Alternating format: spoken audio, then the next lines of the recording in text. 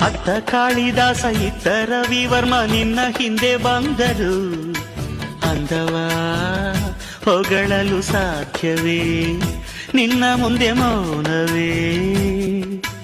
ಅತ್ತ ಊರ್ವಶಿಯು ಇತ್ತ ಮೇನಕೆಯು ನಿನ್ನ ನಡೆ ಕಂಡರೆ ನಡುವೆ ಹುಡುಕುತ್ತೆ ಅಲ್ಲವೇ, ನಿನ್ನ ಬಿಟ್ಟರಿಲ್ಲವೇ.